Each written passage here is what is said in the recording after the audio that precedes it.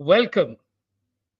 Being in the hotel business means that other people's leisure is your job. When they're taking time off, you work hard to ensure that everything goes right for them. Our guest today knows that better than most people.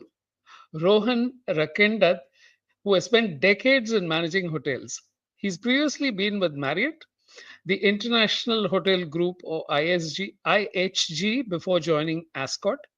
He's into business development, which means that he has to get people into locations across the world. Being in hotel management involves a deep understanding of people's moods, likes, and dislikes. Every guest has to feel that they're being personally attended to and looked after, which is a major skill. Rohan speaks French, Arabic, Hindi, Malayalam, and Bengali, in addition to English, of course, which demonstrates how far he goes to make people comfortable. In our conversation today, we'll find out how Rohan got to be in the hospitality business and what it takes to succeed in this career. My name is Venugopal. I handle Ideascape, which is a company into branding, creative, and design. And every week, we go with people on marvelous career journeys, which are full of twists, turns, and insights. And I'm sure that today will be no different because Rohan has a wealth of experience in the business. So let me welcome him to the show. Rohan, great to have you on the show. Thank you very much. It's a pleasure meeting you, Mr. Venu. It's beautiful. I love the whole thing about my first job. That really takes me down the memory lane. The least of things that how did I even get into the business of hospitality? Yeah, it's an Yeah. interesting journey. Interesting In fact, journey. for all our guests, it's sometimes a sort of journey down memory lane because they go back to experiences that they probably didn't recall because this doesn't come up in conversations. You normally have conversations even with close friends, which tend to be about, here and now, or what happened last week, or what's True. currently happening. Very true. Very true. So, uh, how did you manage, for example, this linguistic ability Oh, across so many oh, languages? that's interesting. That's a good question, actually. I totally dedicated that to my dad. So my dad's a Okay. linguist, but he's a linguist in the Indian languages. So it's his job. I mean, he was when he graduated. He's from, from Palakkad in Kerala. Okay. Uh, he graduated, did his, uh, he graduated, and the first thing that you do is in those days sit in a train and go to the next big city. So the next big thing was he sat on a wrong train, which took him to Kolkata, Okay. and his journey started there. And he was in the deep end of the sea. Of course, he had an uncle who was there. He found him and went and stayed with him Okay. and all that. And he worked for a German company all his Okay. life, and he worked for only one company called Dr. C Auto, which became Auto India. But the journey Okay. with Auto India was brilliant for him because he was in they were probably one of the largest contractors, subcontractors to the steel plants. And those days, there were only two big subcontractors to the steel plants. That was Siemens as well as Dr. C Auto. He was in the Dr. C Auto, which basically were into smelter bricks and stuff. They're into the bricks, basically, Okay. which goes into the smelter, very specialized bricks. And that took him through all the, from from Orissa to Bengal to Karnataka to, my dad speaks multiple languages, and he's the hero, right? So So you you're a you chip think of the old block. You just managed to absolutely. absorb that ability from him. Yeah, true. So that's how and of course, if you, I grew up in Kolkata, so definitely that was my language. My second language is Bengali, so I read and write Bengali. And French is totally related to my hotel school. One of the curriculum subjects was that, and then I took it up as I took extra classes in the Ramakrishna mission to basically polish that on, and so on and so forth. I speak Arabic very well. Yeah, I speak Okay. very good Arabic. I've got a keen ear anyway. But yeah, that should answer the thing. Well, my Okay. right now I'm trying to learn Tamil because that's been a tough one. It's been a tough one. I've just been here for about in Chennai for almost It's 2 years now. But yeah, I think I've sometimes I got. think the local Indian languages can be a little tougher than. No, I'm interestingly, I've picked it up. My wife said, "Oh my God, okay, you've Okay, done pretty good." okay, So, I'm impressed myself because I talk to my my co-workers, my people who in right. general around. I try to speak as much as I can. It's absolutely broken and disastrous in sound, but then yeah, I get my way around. I can at least ask for help. And I think it's also a wonderful thing when you speak to a guest from that particular country in that language. It just seems to establish a connection right away. Oh yes, very Because true. I mean, so you were, I mean, I'll get on with the whole thing about my first job. I've never worked in India. Okay, okay, wow, uh, okay, I've got a very interesting story to that. I mean, how I got into hotel management is also very total by accident. Uh, that so was let's never, start right there, Rohan. Let's I mean, that start was with that never point. in the plan. Uh, when I was growing up, year 10, of course, year 10 is very crucial. You've got to do well in those, and in my days and your days as well, your parents expect you to do either become an engineer or you become Yeah, a doctor, or then life is you simpler. Yeah, slightly worse off you do a BCom, and you really worse off yeah, you do a bachelor of arts, and you are a good for nothing. All right, and that was, it's a perspective, and that is how life was right. at that point in time. Class 10, Xavier School, you know, and the plus two we get on. You have to write the exams to get into any of those streams. I wrote all the exams and got through, you know, the classes, but I picked arts, believe it or not, because I wanted to Okay, become a writer. I wanted to get into mass media and stuff like that because I was very okay, much in college. I was into theater, I was into writing, and I was in creative writing, uh, and debating and elocution and all the rest of it. So so I felt it was natural that I kind of liked that, though I was very good in other stuff as well. My dad and mom said they were shocked when they said, "You're going to do arts." Okay, and here's the twist in the whole thing.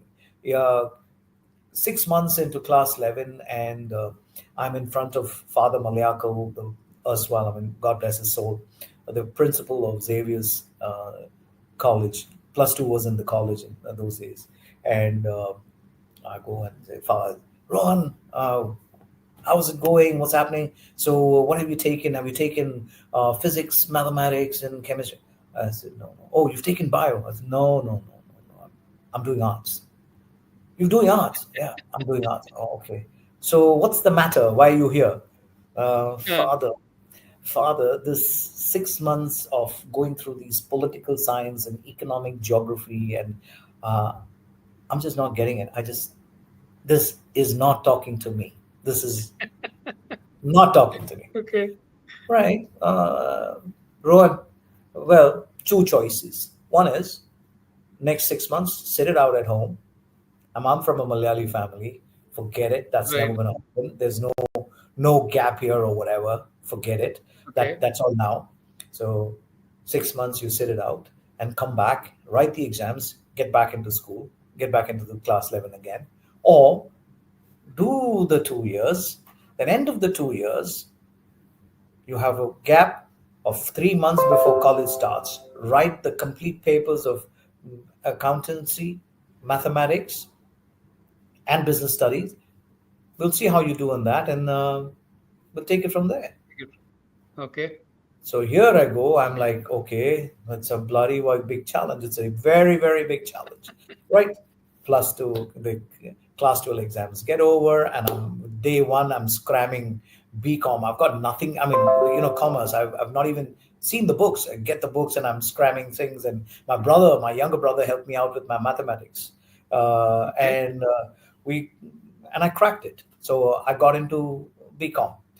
I was the first chap in the history of Xavier's College who moved from plus two arts to commerce.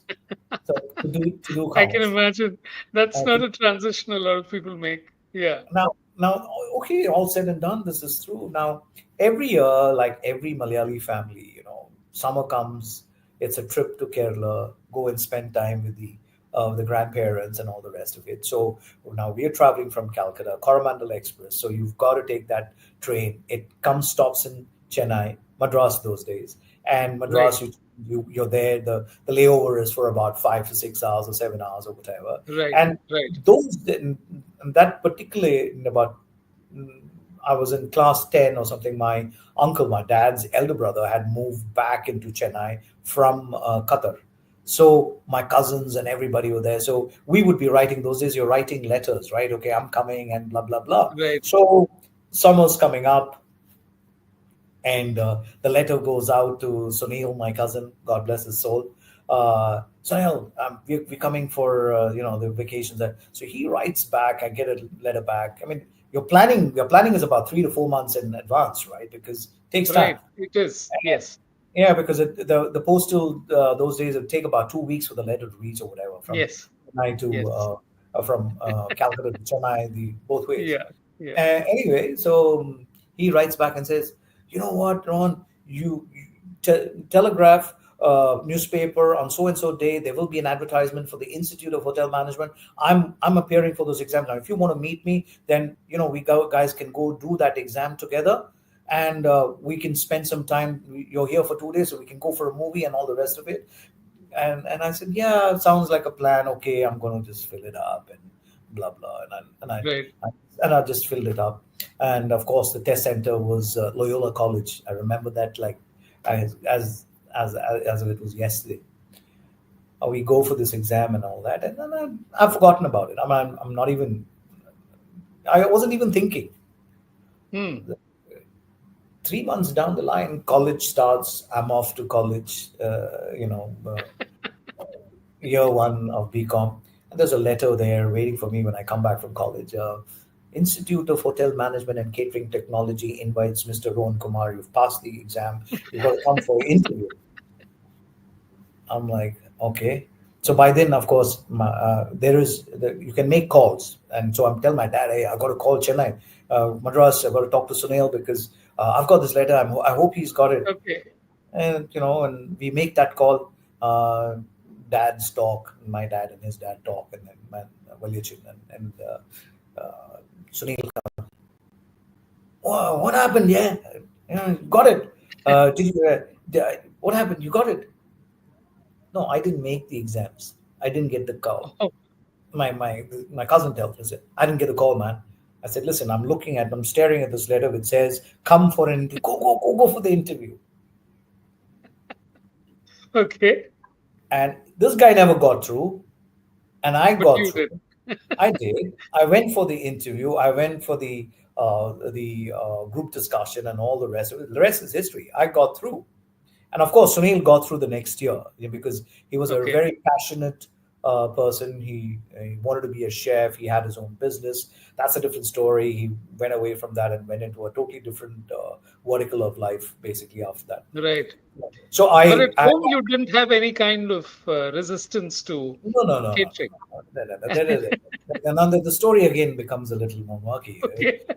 because my dad Okay. is saying, okay, BCom, okay, what do you want plan? Okay, I'm going to do articleship because Calcutta, Xavier's College used to have the BCom classes from 6 o'clock in the morning until 9:50 a.m.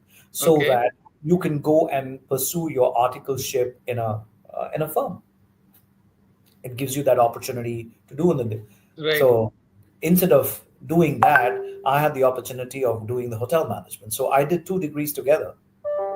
So Oh, I did my BCom from 6 o'clock in the morning. So my day would start at 5:30 in the morning and end at about 7 in the evening for three wow. years continuous. So that's how I got into the hotel business. And I mean, I did I cleared both of them. Then third year comes and then everybody is scrambling. And those days, there were not too many hotels. It's very few. Yeah. You know, the Oberois is coming. They do their interview for their Oberoi School of Management. The Taj is coming, doing the interview. Blah blah blah. Now, the Taj, of course, was the first result that came out. I never made it to the Taj because I had refused to go for training into the same hotel. And the second, I was always outspoken even in those days. So I said, no, I'm not going to the same hotel, whatever. So I was not given the opportunity. But yeah, but Oberoi's did. And I got into the Oberoi's, and I went to the Okay. Oberoi's in Delhi. And my journey started as a chef. Okay. And my journey started as chef, and so I was actually sent to the Oberoi Flight Services. And in those days, the Oberoi Flight Services, there was a very you know, when I started my career, I sound like a dinosaur, but yeah, those are dinosaur days, as far as the hotel industry was concerned in India. It was still kind of That's the really interesting thing about hotel management, right? You're rotated through practically every job that is available within that. And correct. most other courses don't have this ability where you have to specialize in multiple departments. And then over time, you figure out, okay, where is it that you want to go into and what is True. it that you want to do? Yeah. But So I starting off as a chef, so I'm saying that's a very primary kind of skill because no, if you're a chef, I wanted to be a chef. I thought I could be a chef. Okay. So the next thing okay, that I'm doing is, for the next 6 months, I'm just skinning chicken.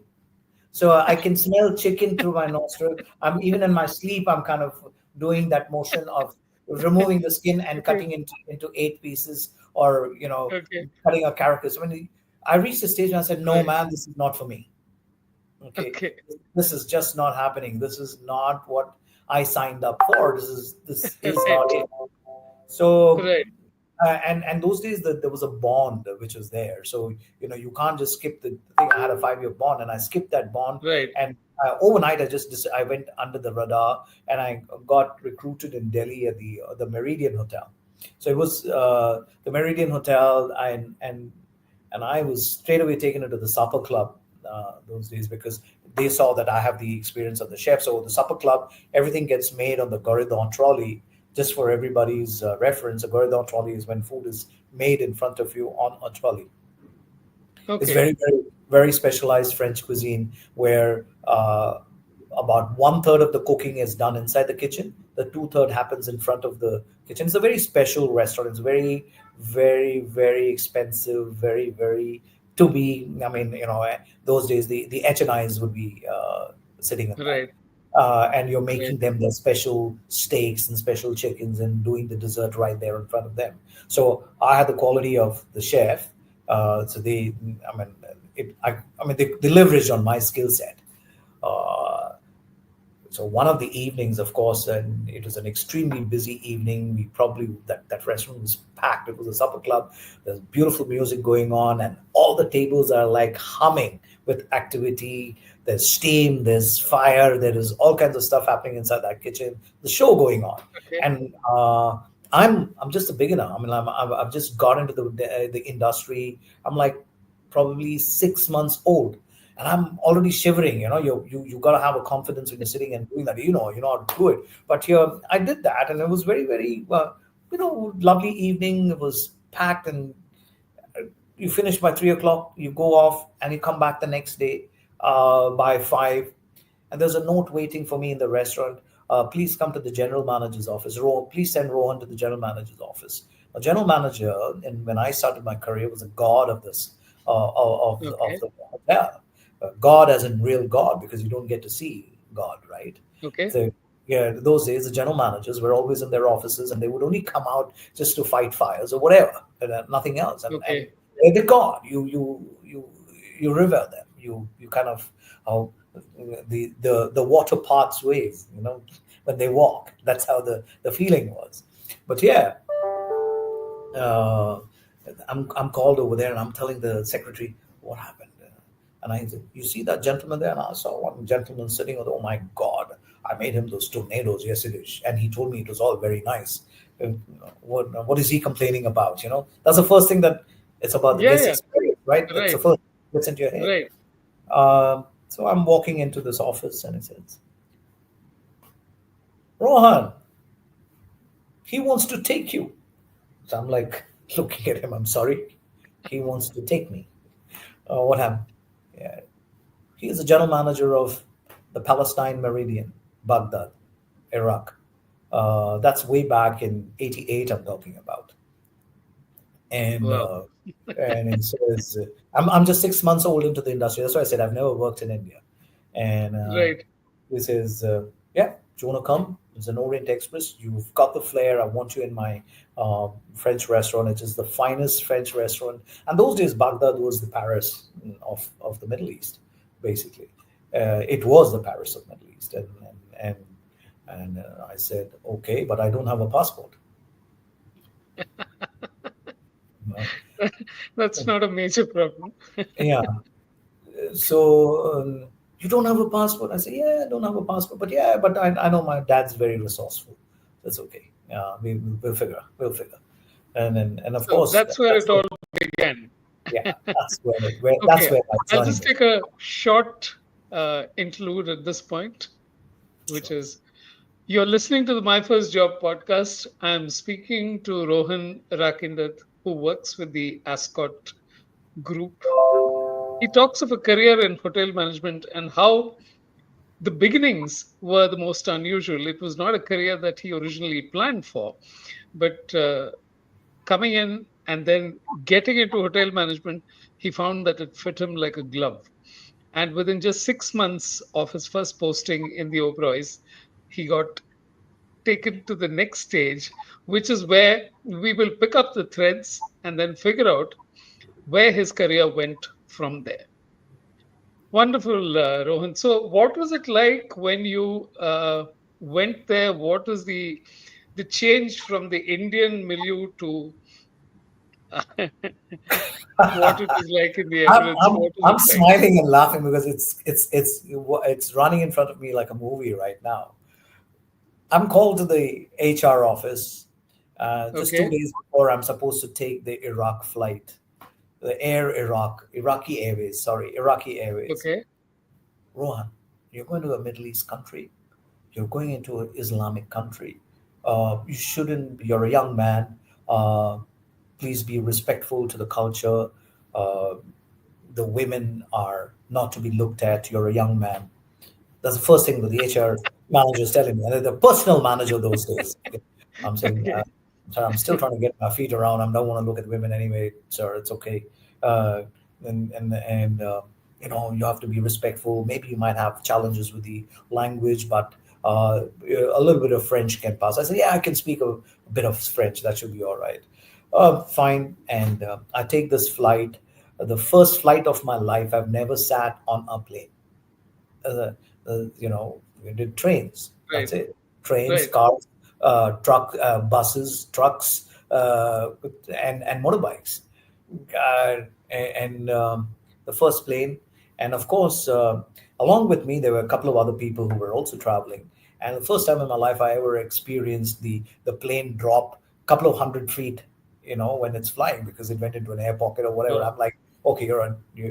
Okay, I hope to see somebody at the end of the tunnel anyway. So anyway, we land up at about 3 o'clock or 4 o'clock in the morning. It was a 9 hour flight, 8 hour flight, or 8 or 9 hour flight. I can't remember. right, And we picked up over there. It's a huge, beautiful looking airport. You know, so clean, so pretty, and this guy is talking in Arabic. Nothing, no other language other than Arabic. Then of course, God's given us the sign language. Okay, so you do the sign language. All right, the sign. Okay, blah blah. Delhi. Okay. Anyway, we're taken into and it's a beautiful 500 room Palestine Meridian.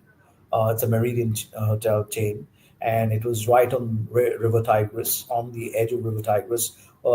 Looking, the opposite building was the Sheraton Estahar or whatever. I remember that, and uh, and we given rooms over there because that's where I was going to stay for the next 8 or 10 months or whatever. So the first 5 nights was in the right, hotel room, and I go to sleep, and I think never the body's not used to the clock and time change and this and that whatever. I didn't wake up till the door was open and somebody was shaking me, and then I think I'm in a dream. And there's this gentleman standing in front of me, one huge tall guy, you know, wake up, and that was the personal manager. Beginning. Yeah, Okay. and I go down, and this is right in the city center on, I think it was I'm forgetting the name of the main street. It was the high street which the hotel was on. It'll come back to me, but later on, I guess. But that was the most beautiful city I went into. I walked in over there. There was nobody. All the women were wearing mini skirts, wearing beautiful Western dresses. And I'm like, am I in Islamic country or am I in some other country? Have I come into the Okay. wrong place? So that was my first thing. Beautiful people, Okay. the most amazing humans I have ever met in my life. So that's my journey that started out in Baghdad. As far as my So you started out as being a chef, and then Yeah, when did the transition happen? my from my chef, I became a, when I moved to, when my first job when I was doing the tornadoes, I was working as a trainee captain. That's basically on the service side, as a waiter. Okay. Let's put it that way. So a trainee captain is like a just below the supervisor and just Okay. above the waiter kind of thing because I had studied. So they had to give that title. And anyway, when I was taken into Baghdad, I went as a maitre d' hotel. So maitre d' hotel means uh, like a restaurant manager in English. So Okay. I went as a restaurant manager to the Orient So Express. what are the hours like? Did you have to work See, pretty late? I Was it mean, okay? our job, even today, end of the day, we are in the business of creating experiences and memories for people.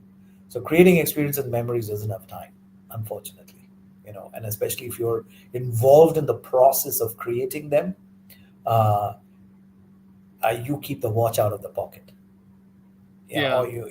or you just don't remember to look at your watch. That's it. Right. uh, but over years, of course, there's this whole mantra about you know work life balance and all the rest of it. It's a nice term, but in our business sometimes it does get very very difficult to manage it. But if you manage it well, that means you've been a very good leader. You've been a good True. you've managed your life pretty well. But yeah, there are long hours of work, long hours of fun, uh, whatever. So but it's been a great journey. Yeah. The other thing is, I guess it takes a certain kind of temperament to understand what a person wants, even if they're not very articulate about saying what they want. Because I've noticed that some of the best people who manage this are able to understand what exactly the dynamic is and intervene. And where there's a problem with, that has occurred at a table or some check in or whatever it is, there's one person who comes in and just manages to smooth over the entire thing. How does Absolutely. that happen? Oh wow, yeah. Amazing, isn't it? So it takes me to an interesting story way back in my career. I used to be the restaurants manager in in a hotel called Holiday in Muscat. So, Okay. and when you're a restaurants manager, you have about three or four restaurants. You work split shifts and all the rest of it. And sometimes when you're doing the split shift, you are kind of uh, almost crossing the graveyard shift, we call it, after the clock strikes Right. 12. So you're still around. So this is one of those very busy days. At 1 o'clock, I'm in the lobby, generally chit chatting with the duty manager, and suddenly I see this uh, big, huge uh, German gentleman with a funny cap, and you know straight away that he's not in a great mood, and he's wearing a very funny short, and he's got these boots put Okay. on, and he's got one big, huge screwdriver in his hand, My God. and he's Okay. coming back. So, and the guy says, Who was the general manager? So of course the duty manager was the general manager, and I'm like standing on the side, and the duty manager, Mister, please teach the people to understand English language. And then, okay, what is it? All right, what is it? I asked for a screwdriver and a burger underdone, maybe too rare. So I had this gentleman in a cap and a blue overall knocking on my door and giving me my screwdriver. So he wanted the screwdriver I drink. mean, this is the first time I've heard of that being literally translated. When when a guest asks for a screwdriver, and that's what he gets. Yeah. Yeah, got Okay. the screwdriver. So it's like, oh my God. Okay. So he is looking at me. Of course, now I'm like all of what? 24? I'm Yeah. 24. I'm a 24-year-old kid. I'm like, I'm so sorry that you've had to deal with the screwdriver. I'll get you the right one. We'll just set all the nuts and bolts right. I was like, Right. quick on the take. The guy started laughing. Here was this here was this gentleman who was all Yeah. angry. Listen, I want my drink and I want my meal. It's past Right. my sleeping hour, and I'm drunk with a couple of beers or whatever. And here's this guy cracking a joke. Okay, Yeah. Yeah. and so that's about And I it's think your this has to, yeah, it has to come instinctively. It's not something attitude. that can be taught or trained. It cannot be taught. You, This is right, not taught anywhere. It happens. You're yeah, born with it, or you kind of pick things up on the way. You look at so many people. You're in a restaurant. You're looking at so many people coming in and going. The way they speak, they talk. You just pick those things up. I mean, that's the yeah, most beautiful thing about life, right? You keep learning, as they say. You never stop learning. right, It just carries right. on. Yeah. So, just to answer your question, I just put that one for you. you know, No, that's a wonderful instance of exactly how humor saved the day and how it came at the right time. correct. And it came without being, and people hate this thing of being just passed around from one manager to the next. You Absolutely. go to one person and instead of solving it, they say, okay, let me call my senior or let me call someone else. And in some places, you may not have the authority to answer that. But like you said, it's an amazing understanding of. So in your mind, how would you look at efficiency, temperament, experience? How do you manage to mix all these things and understand it for someone who's getting into the business or looking at this? What is it that you would advise them to do, and how would they know if they are suited for a career in hotel management, So the guest relation? I mean, one of the um, it's one of the number one things I always talk about. Our business is all about the attitude. Yeah, If you have the attitude, I mean, the attitude covers a huge spectrum of things. Basically, very uh, true. uh, comes in with common sense. All right, your humility comes in, your humbleness comes in, your skills of being hospitable, showing that you can smile at the most unusual of circumstances, and keep yourself Right, up there. So it all boils down to that one little word, attitude. And that's what we very hire. true. And that's what we hire as Okay, hospitality leaders, especially when these kids are getting into the industry. We don't hire skills, we hire attitude. You can train the skills, but you can never give the train attitude. You right. cannot. The attitude has to be within you. You've got to have that in you, and that passion in the belly, the love for doing the job that you do. And I think that kind of holds good for any job that you do. True. But but in our business, I would just put it to one word. That's attitude. You have the attitude, the rest is all easy. It's going to be a nice ride, basically. No, it's amazing how you talk to the transition from Kolkata to Chennai to Delhi down to the Emirates. In each place, the when you get into a new place, There's a fair amount of conditioning. And for a lot of people, moving countries, cities is almost like a no-no. So they're very comfortable within a certain space in their network. How did you go about building your network in the places that you were, and how did you manage to, learn the language within a few months of getting there? So here's where I go back to my hero, my dad. He took us through 9 schools. So that's the, Oh, the conditioning was there. okay. The conditioning was there. I just happened to be conditioned. Yeah, Okay. but you're right. When you move from one place to the other, what I can tell you is over the years, it was very easy. I've been out of the country for almost, say, 35 years, and I've been in the business for 37. So, Yes. so in the 35 years, I can tell you my first few years of transition, moving from one country to the other, finding the friends, finding networking, all that was came very nice and easy to me. It's when you start getting the gray, okay, Okay. that's when things get a little different, because I think that's when you have conditioned your brain to certain way of doing things, certain expectations. So now I'm relearning that, take your expectations out, you know and do not expect Yeah. anything. Just do what you have to do, because Right. India's been a big surprise for me for the last 2 years.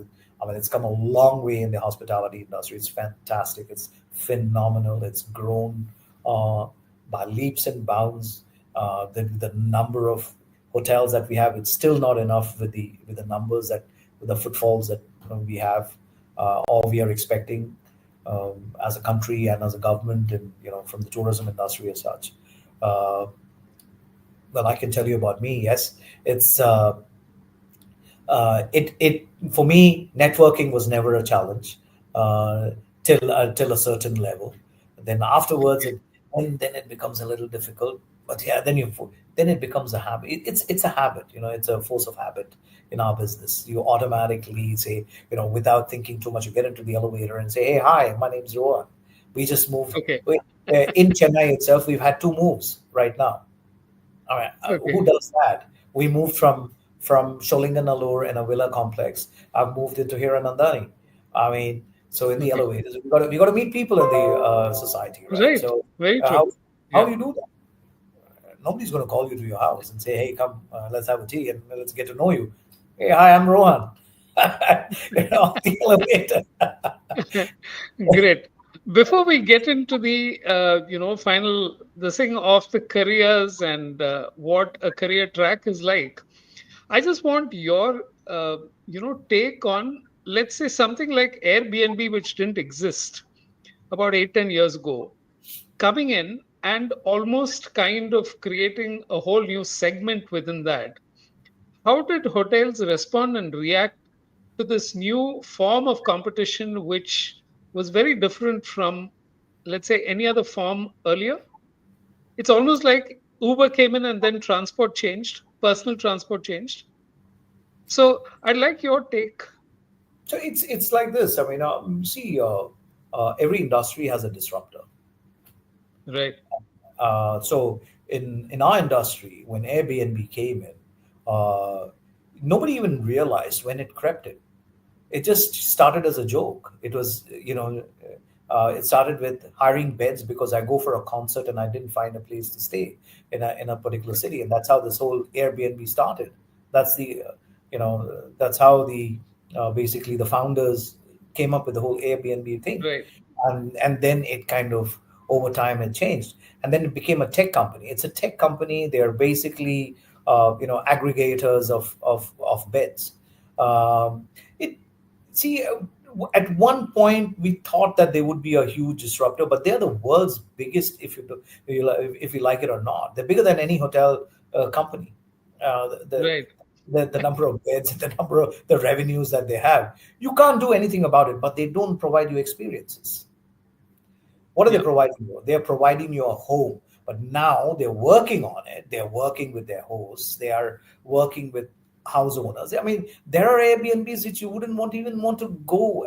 You probably get in and get out the same minute, but because they don't have their checks and balances. See, this is where the differentiation. That's the biggest differentiator between Airbnb and our business, our hospitality companies. I mean, end of the day, we have process, we have standards, we have SOPs that are put out there. Uh, Whereas the Airbnb, what does he do? They just go and qualify on a checklist, and I can enlist this room on Airbnb if I want. My office Right. can be an Airbnb space. Uh, I Okay. just have to show that. So honestly, as a hotelier, we've never considered them as a threat to our business. But yes, for sure, there are takers for every kind of business that is there in the in the Right. in the Right. accommodation space. So I mean, you also have homestays. Like today, the big thing in Condé Nast recently. I mean, as recent as 2 days back, they're actually running a feature on the top 10 homestays of India Yeah. in the Nast. I mean, it's amazing, right? Who would imagine that a house in Palakkad is featuring on Condé Nast? Right. Uh, one of As the one of the yeah, best places to be yeah, in. one of the best places to be. Who could imagine that? I mean, that's an alternate space that is there. I mean, Yeah. honestly, we as hoteliers, we were worried the first 3 4 years. Then we just see them as just another OTA, which is the other travel, Yeah. online travel agent kind of thing. I mean, there are hotels which I'm in the extended stay business, so we have over 900 odd units across the world. Uh, we are in over 152 countries, and some of our hotel apartments, they we have an agreement with Airbnb where we are selling some of our rooms on the Airbnb, but we don't call it the hotel room. We did Right. that Right. that we did that as an experiment, just to Okay. see what's the pickup ratio. I mean, how do people actually hit on Yeah. it and use it? Right. To our Right. surprise, it does work. It does work. It does work. So Great. we consider them as another collaborator in our business. So it's okay. Wonderful. We'll come back. I'll just come back on that. You're listening to the My First Job podcast. I'm speaking to Rohan Rakendath on his experiences in hotel management. And in the previous segment, he spoke of what it was like to move into a completely new environment, how he understood the value of building relationships and a network, and how he eased into completely new situations because of what he describes as having the attitude, which can be which has to be innate. It can't be trained. For everything else you can train people, but the attitude is something that you have to have internally. And then he also spoke about what it was like to compete with Airbnb. And in our final segment, we're going to talk to him about what career tracks are available and students or young people looking at a career in restaurants and hotels today should look for. So, Rohan, when young people are getting in, where do you recruit from? Is it normally from the I think before we started, you talked of how there is a huge need for people to get into the business. So, could you expand on things like what they're most interested in, which is what does it look like? What is how can you advance and progress? What are the salaries like? Where does it go from there? So I before we started out, I did tell you that one of the biggest challenges in the service industry today is actually finding good human resource, or resources that are available for filling in, because this is all pretty much numbers. It's you need hands on board, as we say, to get our service industry moving. So in a typical hotel, you have 6 or 7 departments that are there, and which are all very like, talk about the housekeeping, which is the backbone of the hotel. Without the housekeepers, we can't keep the hotel clean, spick and span. Without Right. the people out in the front, We cannot be checking in guests, welcoming guests. We can't, without the usherers, you can't move the luggage. We can't without the valets. We can't move the, these are expectations that Yeah. are there in the whole experience part of it. Or I mean, over the past many years, of course, and COVID has been one of the levelers, and that's when in the industry there's been a realization how difficult it is to manage when a situation like COVID comes, when you have no choice because there's no revenue that is there. So when you don't have revenue, how do you manage to keep uh, the associates or the staff on board? I mean, as a business, to be commercially viable, it's not commercially viable to have, to pay money and there is no money being generated. So Right. naturally, in situations like that, there have been many hotel companies who actually let go of their rank and file. But unfortunately, the Okay. rank and file, what did they do during COVID? Many of the rank and file got picked up by all the other distribution channel guys, like have the Swiggies and the Zomatos of the world and the big baskets of the world. They needed people to go and deliver.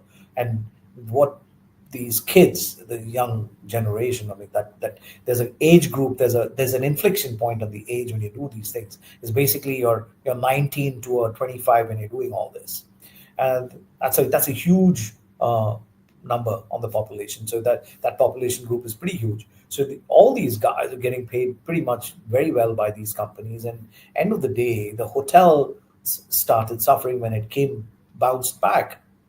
You're just not getting the right kind of people. And of Right. course, word of mouth. End of the day, it's very dangerous to work in a hotel. If there is something that it shuts down, then you don't have a salary and you're still looking for a job. Uh, you know, it did happen, and then it's the honest truth. It did happen. You cannot say it did not happen. I, but there are hotel companies which retained their people. You know, went up to the last straw, giving them at least 50% of their salary to make sure there's bread on the table. That I mean, there are stories like that also that has happened.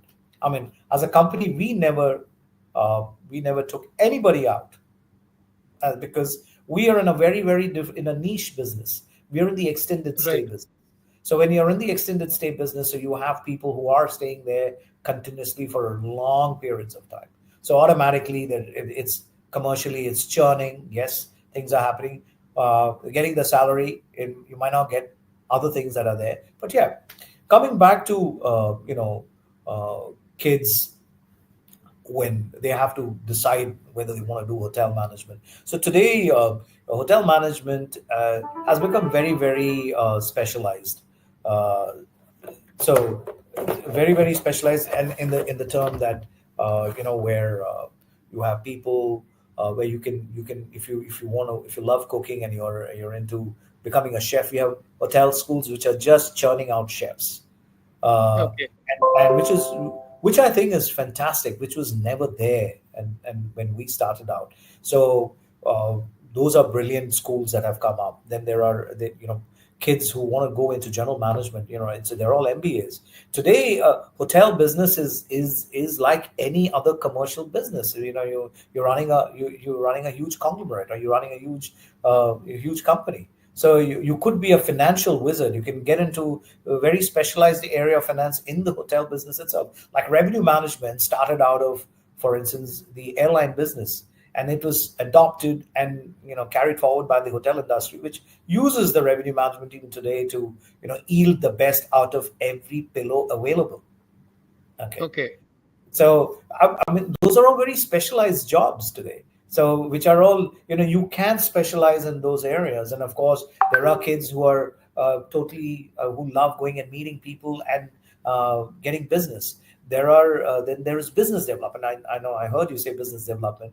But business development in our business is not about going and getting business for the hotel. Business development is about selling the brand and getting new properties. Okay, which is basically getting investors to build properties for your brand. So Okay. that's the business development that we do in our business. Now, our business, Okay. that's what it means. Um, you have chefs. I mean, you have the LP, the loss prevention guys. So our loss prevention manager, for instance, he's an engineer and an MBA, for instance. So Okay. they have to be. He has to be qualified because and he's very he's trained on, he's certified on very special areas that is required today. The hotel industry has become quite complex in terms of the job functions that one needs to do. It is not that good old days when I started. Oh, you're going to become a waiter. Are you becoming a cook? Are you? No, you're not. But yes, you've got to work very hard because there are there are intelligent people. There are people who are extremely hardworking, passionate, and uh, very professional who come into the industry. And growth can be difficult, yes, but there is opportunity with the number of hotels that are there and available today. I think it's a beautiful industry to be in. It's a fantastic industry to be in. Uh, when I tell about myself, I'm a hotelier, but today I can tell you I read CAD drawings, which Yeah. architects do.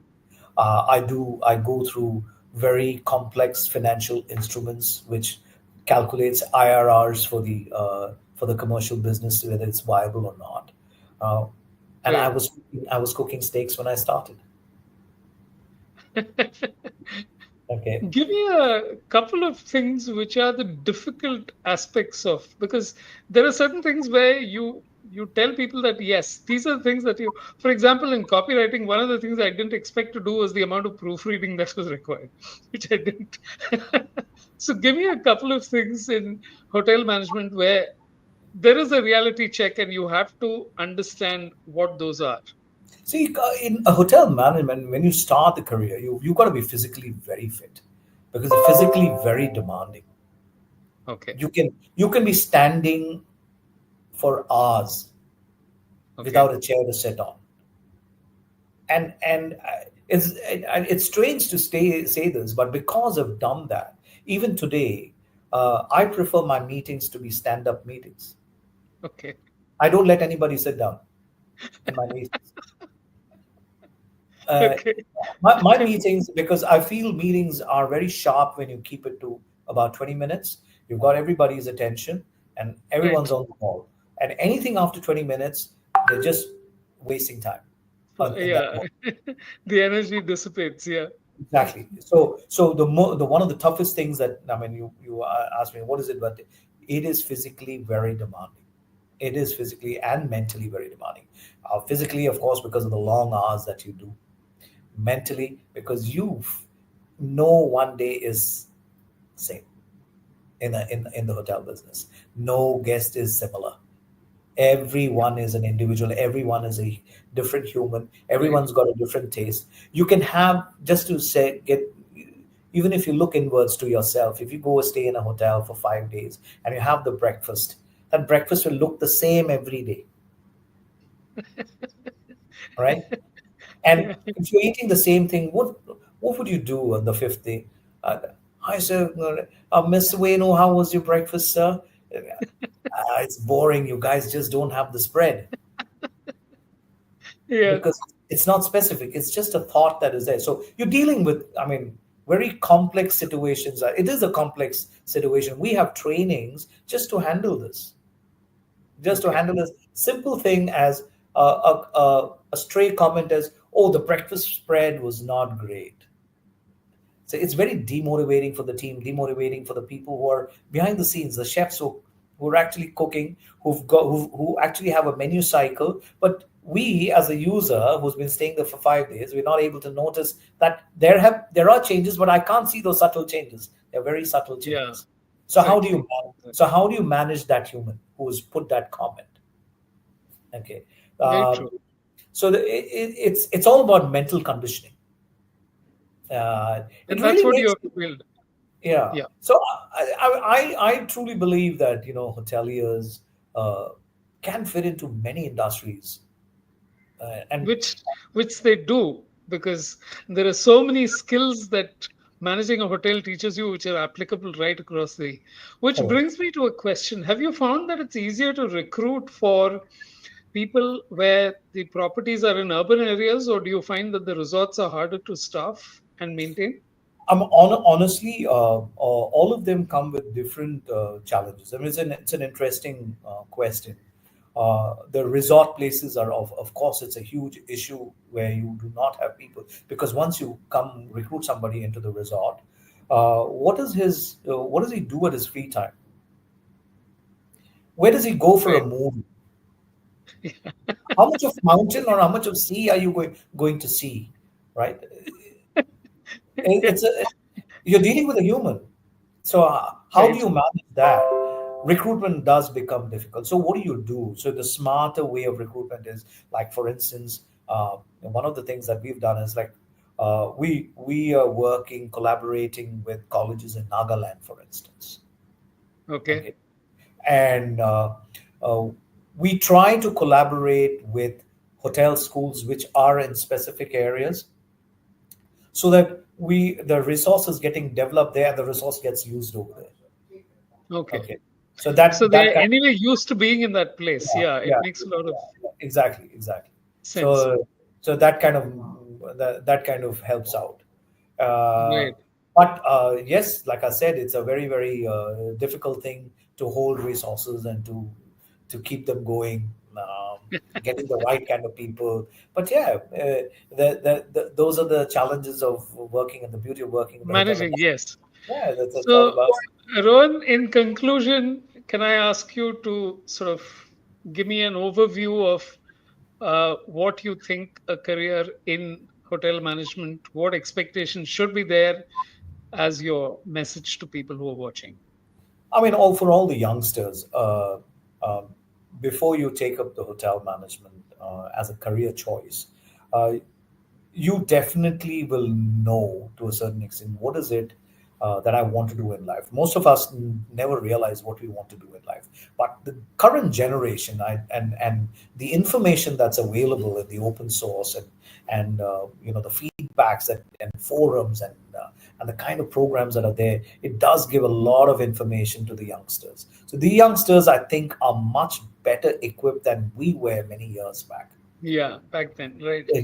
So first is that. The second is, of course, you're making a career choice. You know very clearly that you want to be in the hotel school. You've got to be extremely clear that I want to be in the hotel industry. Hotel industry is not about all about glam and glitter. No, you create the glam and glitter.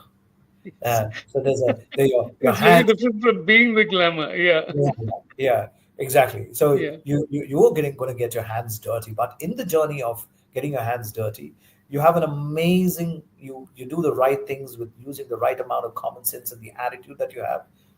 You're going to have a brilliant career. But yes, you got to have that passion burning in the stomach. That this is what Great. I want to do. I think Wonderful, Ron. Thank you very much. It's been a real pleasure talking to you. And pleasure. obviously, like I said, there are always things that you learn, which when you mention it, it suddenly becomes very clear. Things sort of click into place. So, thank you for a very informative and insightful session on what a job in hotel management means. Thank you for having me in my first job. A lot of things I could have spoken, but many things that I can talk to you in person. But yeah, On but, that note, thank yeah, you very much, Ron. pleasure indeed. Okay. So that was Rohan Rakendath, who works with the Ascot Group, does business development, and he showed me how business development isn't what I thought it was to begin with. Watch the episode, learn, listen, subscribe, tell your friends, and you'll get a real insight into what being in hotels means. Next week, another guest, another career journey. Until then, keep watching.